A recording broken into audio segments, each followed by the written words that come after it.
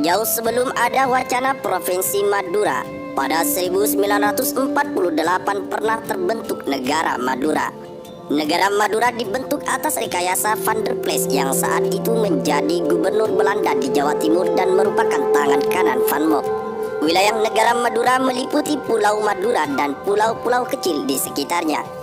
Pada 16 Januari 1948, Raden Surjowinoto selanjutnya ditulis Jakraningrat, mengumpulkan para pemimpin dari Kabupaten Bangkalan, Pamekasan, Sumeneb, dan Sampang.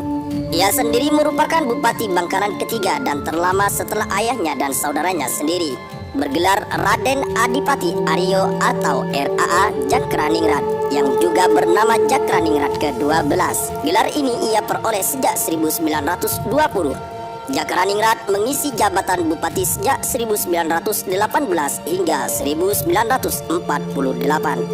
Berkumpulnya para pemimpin Madura tersebut menghasilkan Komite Penentuan Kedudukan Madura yang mengeluarkan resolusi memutuskan hubungan Madura dengan Republik Indonesia, menetapkan Madura sebagai negara merdeka dari negara Indonesia Serikat, dan memohon Jakraningrat untuk menjadi wali negara.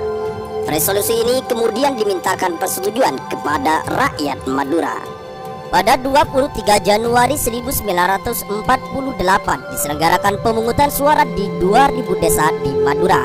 Hasilnya 90,82% dari total 305.546 pemberi suara mendukung pembentukan negara Madura sebagai negara merdeka dari negara Republik Indonesia. Pada saat pemungutan suara, pihak Belanda terlibat dengan cara melakukan berbagai tekanan dan menangkapi serta menahan orang yang tidak disukainya. Tepat pada tanggal 20 Februari 1948, pemerintah Hindia Belanda mengakui berdirinya negara Madura. Jakraningrat terpilih sebagai wali negara Madura. Sementara itu, dalam tesisnya di Universitas Indonesia tahun 2000, Sumardi menulis, selain untuk melemahkan Republik Indonesia, tujuan Belanda mendirikan negara Madura tidak seperti di Jawa Timur dan Jawa Barat sebagai lumbung padi. Belanda menjadikan Madura sebagai benteng pengamanan negara Jawa Timur. Usia negara Madura cukup singkat. Tak lama setelah Hindia Belanda mengakui terbentuknya negara Madura, tantangan serius mulai berdatangan, baik dari Republik Indonesia maupun orang Madura sendiri. Penolakan pun tak dapat dielakkan. Bagi rakyat Madura, ujar Sumardi, bentuk federasi memerlukan biaya besar, sementara Madura tak punya pendapatan memadai untuk membiayai pelaksanaan pemerintahan. Penolakan rakyat Madura atas berdirinya negara Madura diwujudkan dalam bentuk berdirinya organisasi gerakan perjuangan hingga dalam bentuk aksi massa secara besar-besaran. Salah satu organisasi gerakan yang sangat keras dalam menolak berdirinya negara Madura adalah Gerakan Perjuangan Madura. Organisasi ini berpusat di Pamekasan, namun memiliki cabang di sejumlah daerah, misalnya Surakarta, Madiun, Nganjuk, Kediri, Blitar, Turen, Jombang, Babat, dan Tuban. Gerakan ini bertujuan agar rakyat Madura memperjuangkan Pulau Madura tetap dalam lingkungan NKRI. Selain organisasi tersebut, terdapat organisasi lain yaitu Panitia Perjuangan Madura. Komite ini dibentuk pada 26 Februari 1948. Anggotanya adalah putra-putra Madura yang tinggal di sejumlah wilayah di luar Madura. Rakyat Madura melakukan demonstrasi besar-besaran ke gedung DPR.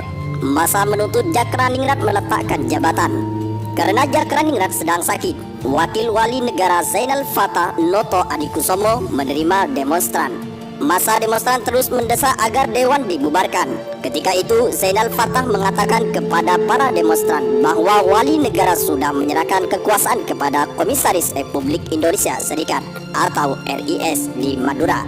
Reaksi para demonstran tidak dapat dibendung lagi. Sidang akhirnya secara aklamasi mengambil keputusan menyetujui tuntutan rakyat untuk membubarkan dewan. Dalam proses pembubaran negara Madura, dibentuklah Panitia Pelaksana Resolusi DPR Madura. Panitia ini beranggotakan wakil-wakil DPR Madura dan organisasi rakyat. Penyerahan jabatan wali negara ini kemudian diikuti dengan pembubaran Dewan Perwakilan Rakyat Madura. Terjadi pada 15 Februari 1950. Pada 7 Maret 1950, Gubernur Jawa Timur Samadikun mengangkat R. Sunarto Hadiwijojo sebagai Residen Madura. Kemudian pada tanggal 19 Maret 1950, terbit surat keputusan Presiden RIS Soekarno yang isinya menetapkan daerah Madura sebagai keresidenan dari Republik Indonesia. Dengan demikian, sejak itu Madura kembali berada di bawah Negara Kesatuan Republik Indonesia.